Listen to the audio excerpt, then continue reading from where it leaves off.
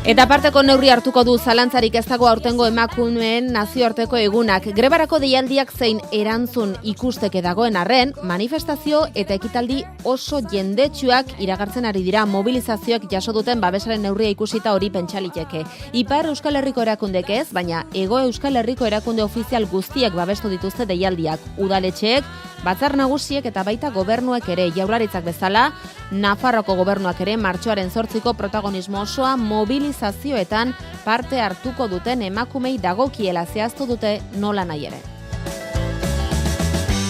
Noski instituzioetatik aldarrikapen horiek konpartitu eta hori bai gure konpromisoa emakume eta gizonen arteko berdintasunarekin beste behin ere adierazi eta ostiralean gizarteak segurazki bidaliko digun mezua instituzioetatik adi entzun behar dugu, jaso, eta horrek esan nahi du berdintasunari lehentasuna emateko gure bete beharretan, ez? Hori da importantea kasu honetan.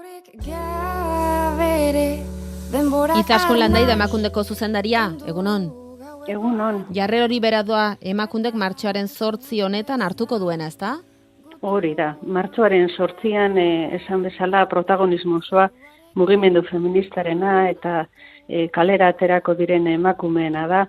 Guk protagonismo hori aitortzen diogu mugimendu feministari eta emakumei eta gure aldetik egun horretan geldituko gara, mobilizazioetan parte hartuko dugu eta gure ardura da, egunero lan egiten jarraitzea berdintasun erreala eta efektiboa lortzeko. Paroekin errezela handiagoz jokatu zuten Euskal Erakundek pasaden urtean, aurtengo greban aldarrikapenekin erakunde ofizial eta arduradun politiko denek egin dute bat. Halako babes instituzionala izan duen grebarik guk behintzat ez dugu gogoratzen.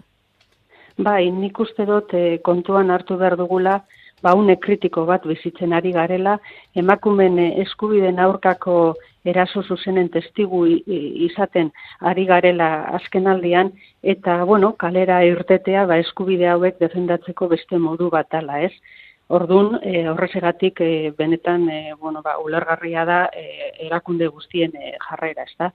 Mugimendu feministatik politikoki zuzenaren eremuan sartzaren arriskua aziri da ja ohartarazpenak egiten. Zuk bat egiten duzu irakurketa horrekin? Nik uste dut, berdintasunaren aldeko lana eguneroko lana dala, eta egunero lan egin behar dugula, bakoitzak gure esparrutik berdintasun erreala lortzeko, ez?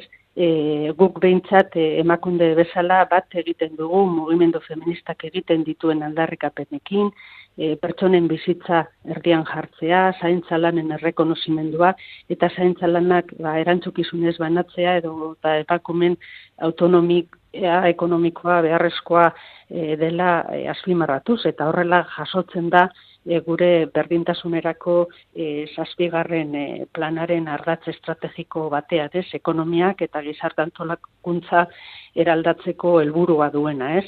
Beraz, esandakoa, eguneroko lana izan behar da berdintasunaren aldeko lana. Atzo arratsaldean Iñigo Urkullu lehendakaria buru zela batzartu zen Emakundeko kontseilua eta bertan onartu zenuten Euskadiko berdintasun plan berriaren zirriborroa besteak beste herri itun handi bat adostea. Zertan eta noiz gauzatuko da herri itun hori? Esan duzun bezala, legearen aldaketaren bidez, berdintasunaren aldeko eta indarkeria matxistaren kontrako herri itun handi bat albidetu nahi dugu. Helburua politika horiek indartzea eta araudiaren eta gizartearen testuinguru berriei eta behar berriei egokitzea. Orduan, legearen aldaketarekin Euskal ordenamendu juridikoa Istanbuleko hitzarmenera egokitu gure dugu. Istanbuleko hitzarmenak esaten du, arautu behar dela genero arrazoiengatik ematen den diskriminazioaren eta emakumeen kontrako indarkeriaren artean dagoen lotura azpimarratuz, eta hori egiteko gure berdintasun legea egokitzea eta osatzea aukera ematen dozku, ez? Martxo, eta, Bukatu, barkatu. Proposamen honek, beste alor batzuen artean, berdintasun gisa planteatzen du, bere printzipio orokorren artean, espresuki aipatzea emakumen alduntzea, eta politika publikoetan duten parte hartzea, politika horietan intersekzionalitatea kontuen hartzea eta gardentasuna eta kontu ematea bermatzeko beharra ere, eta legeak era berean berdintasun politikak garatzeko baliabide ekonomiko, pertsonal eta teknikoak indartzea aurre ikusten du beste gauza batzuen artean, ez? Konforme, Izaskun Landaida martxoaren 7 da gaur, bihar nun egongo zara, nun egongo da Emakundeko zuzendaria? Printzipioz Bilbon egoteko asmoa dut, bai goizean eta arratsaldean. Eskerrik asko, beste bat arte. Zuei, mila esker.